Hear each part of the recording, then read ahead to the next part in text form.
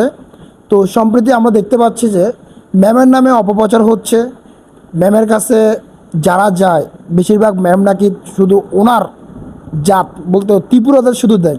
তো এখানে চাকমা, মারমা, ত্রিপুরা, বৌদ্ধ, খ্রিস্টান সবাই আছে।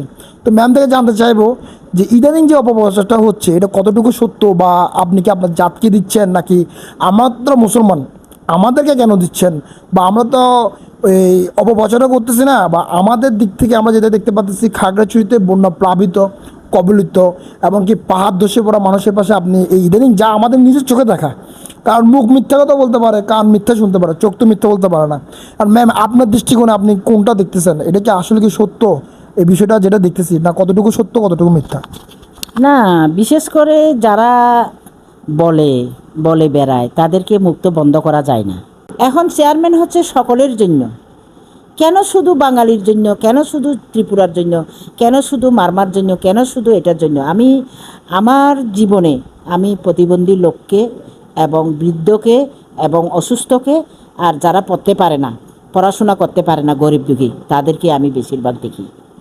আমি চেয়ারম্যান হওয়ার আগে আমাদের একটা সংগঠন আছে খাগড়াপুর মহিলা কল্যাণ সমিতি, ওইটার মাধ্যমে যারা পড়াশোনা করতে পারে না তাদেরকে পড়ালেখা করার জন্য সকল স্টাফদেরকে বসিয়ে তোমরা এত পার্সেন্ট দাও, এত টাকা লাগতেছে, 2-3 জন একদম গরিব ইউনিভার্সিটি ভর্তি হবে বা মেডিকেল ভর্তি হবে বা কলেজে ভর্তি হবে, এই ধরনের লোককে বাছাই করে আমরা বসে সবাই মিলে টাকা দিই। তো এখন একটা পরিষদে আসছি আমি সকলের চেয়ারম্যান, সেই কারণে আমি সকলকে দিই, একজনকে দিই, 2জনকে দিই, ত্রিপুরাদেরকে দিই সেটা না। আপনারা এই যদি চ্যালেঞ্জ করতে চান সেটাও বলা যায়। আমার কাছে সব ডকুমেন্টস আছে, আমি মুসলমান কতজন মুসলমানকে দিই, এবং আমার ঘরে মুসলমানরাও থাকে। মুসলমানরা ভিকটিম যারা পড়ালেখা করায়, বোবাও আছে, তারপরে হাঁপানি রুগী ওই ধরনেরও আছে।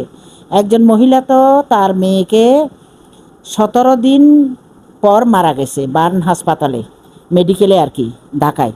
সে হচ্ছে তার শাশুড়ি এবং তার স্বামী হাতে বেডে এইভাবে হাতের কড়া লাগিয়া তাকে কেরোসিন দিলে মেরে ফেলছে তবলসরিতে, তাইন্দং এবং তবলসরির বদারে, 12 সালের কথা। সেইটা পর্যন্ত আমার কাছে বছরকে বছর ছিল, এই বছরকে বছর ছিল। আমার ঘর নাই, দুয়ার নাই, তারপরে আমার অফিস আছে, আমি তাদেরকে খাওয়াই, পড়াই, পড়াশোনা করে ঢাকা ইউনিভার্সিটি, ঢাকাতে রবীন্দ্র নাট্যকলা ইউনিভার্সিটিতে একজন পড়াশোনা করে 3rd ইয়ারে উঠছে। আর লালমাটি আছে ভিকটিম একজন সিন্ধুকছড়ি থেকে, লালমাটিয়াতে এই মাস্টার্স উঠছে এখন, 4th ইয়ার আর কি, মাস্টার্সে উঠছে, সেও অ্যাকাউন্টিং। আর যেটা রবীন্দ্র নাট্যকলা উত্তরায় পড়াশোনা করে সেও অ্যাকাউন্টিং। আমার ইচ্ছা হচ্ছে এই গরিব মেয়েদেরকে যদি আমি উচ্চশিক্ষা লাভ করাইতে পারি তাহলে জীবনে তারা আরও অন্যজনকে দেখবে। সেই জন্য নারী হইলে পাগল আমি। মানে আপনারা নারী সবই পারেন, আসলে এটা বাস্তব, নারী কিন্তু সবই পারে। আর ওনার একটা অবদান হচ্ছে উনি একজন নারী উদ্যোক্তা হিসেবে খাগড়াছড়ি কিন্তু ওনার সবই অবদান। তো আমার কথা হচ্ছে আরেকটা, আপনারা মিথ্যা অপপ্রচার করবেন না যাতে পাহাড়ি বাঙালি যে একটা সাম্প্রতিক দাঙ্গা লাগে ওই অবস্থাটা আপনারা ওইরকম সিচুয়েশান আপনারা নিয়ে যাবেন না।